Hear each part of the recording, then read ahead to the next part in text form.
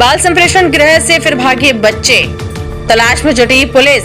अब किस पे गिरेगी गाज और कौन है जिम्मेदार, आइए आपको बताते हैं। मामला मध्य प्रदेश के खंडवा से है, जहां मध्य प्रदेश के खंडवा बाल संप्रेषण गृह से एक बार फिर 6 बाल अपचारी फरार हो गए। ये घटना विभाग की सुरक्षा व्यवस्था प्रशासनिक लापरवाही का गंभीर उदाहरण बनकर सामने आई है। बीते कुछ महीनों में इस तरह की घटनाएं बार बार हो रही हैं, जिससे विभाग की कार्यप्रणाली पर गंभीर सवाल उठ रहे हैं। घटनास्थल पर एडीएम के.आर. बडोले ने पहुंचकर मौके का मुआयना कर घटना के समय तैनात गार्ड के 2 जवानों पर कार्यवाही करते हुए उन्हें निलंबित कर दिया। दरअसल खंडवा के बाल सुधार गृह से 6 बाल अपचारी बाथरूम की दीवार तोड़कर भाग गए। इन बाल अपचारियों ने सुधार गृह की बाथरूम की दीवार में छेद किया, बाहर निकले और बाउंड्री वॉल कूद कर भाग गए। घटना सुबह 5 और 6 बजे के बीच की है। भागे बाल अपचारियों में 5 खरगोन जिले के और 1 बुरहानपुर जिले का है। इस घटना के बाद पुलिस ने बाल सुधार गृह का मौके पर मुआयना किया और सर्चिंग के लिए उनके घर, परिवार, रिश्तेदारों के घर टीम रवाना की। सिटी पुलिस अधीक्षक अभिनव बारगेने ने बताया कि सभी बाल अपचारियों की सर्चिंग के लिए पुलिस दल रवाना किए गए हैं। सूत्रों के अनुसार 5 बाल अपचारी खरगोन बालिकाओं से छेड़छाड़ और पॉस्को जैसी गंभीर धाराओं में आरोपित है। वहीं 1 बुरहानपुर जिले का था, जो गौवंश तस्करी में संप्रेषण गृह में था। सभी बालक बाथरूम की दीवार तोड़कर फरार हुए। घटना रात में हुई, जबकि कर्मचारियों को इसकी जानकारी सुबह प्राप्त हुई। करीब 3 माह पहले भी संप्रेषण गृह से 5 बच्चे भाग गए थे, जिनमें से केवल 3 ही बरामद किए जा सके थे, जबकि 2 अब तक लापता है। हालिया घटना में फरार हुए 6 बालकों में 5 खरगोन जिले के और 1 बुरहानपुर क्षेत्र का है। एक बार फिर बच्चों के भागने का तरीका लगभग समान है, बाथरूम की दीवार या खिड़की तोड़कर भाग निकलना। इससे स्पष्ट है कि विभाग ने पहले की घटनाओं से कोई सबक नहीं लिया और सुरक्षा के इंतजाम केवल कागजों तक सीमित हैं। सूत्रों के अनुसार खंडवा कलेक्टर ऋषभ गुप्ता ने पूर्व में बच्चों के भागने की घटनाओं पर बाल विकास अधिकारी को नोटिस जारी कर सख्त कार्यवाही के निर्देश दिए थे, लेकिन विभाग के वरिष्ठ अधिकारियों द्वारा मामले में लीपापोती कर दी गई।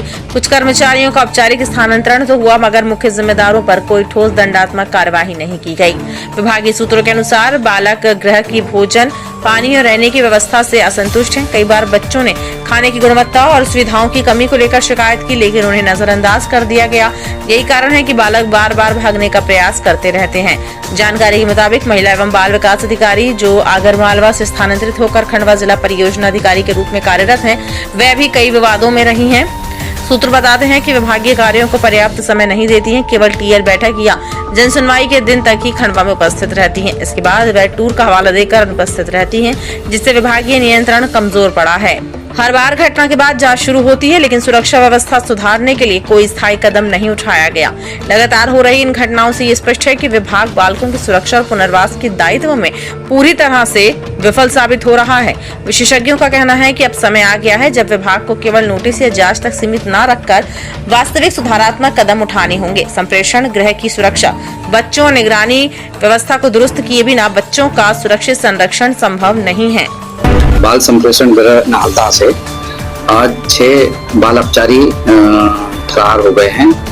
वहाँ पे मौका मुआवने से ये प्रतीत हुआ है कि जहाँ टॉयलेट था, 4-5 टॉयलेट थे, उनमें से एक टॉयलेट से उन्होंने दीवार में छेद किया और 5-7 ईंटें निकाली और उसके बाद में वो वहाँ पे छेद हुआ तो वहाँ से निकले और दीवार फांद के फरार हुए हैं। 6 अपचारी टोटल है। इसके संबंध में प्रथम दृष्टया जो होमगार्ड थे वहाँ के, उनकी लापरवाही प्रतीत हुई है और 2 कर्मचारी को, जिनके नाम है राम सिंह और पप्पू लोने, दोनों होमगार्ड के सैनिकों को निलंबित कर दिया गया है। यहाँ पे PWD के द्वारा टेंडर की प्रोसेस चल रही थी और इस कारण थोड़ा सा वहाँ विलम्ब हुआ है और अभी चूंकि दीवार वहाँ पे 10 फीट ऊंचाई पे बनना है, वो अभी बन जाएगी, तो मेरे ख्याल से जो इस तरह की घटनाएं हैं इसमें निश्चित रूप से विराम लगेगा। इसमें और जिम्मेदार जो है और उनकी भी जांच की जाएगी कि इसमें और किसी की जिम्मेदारी अगर है तो उसकी जिम्मेदारी तय किए जाकर उनके विरुद्ध भी कार्रवाई की जाएगी।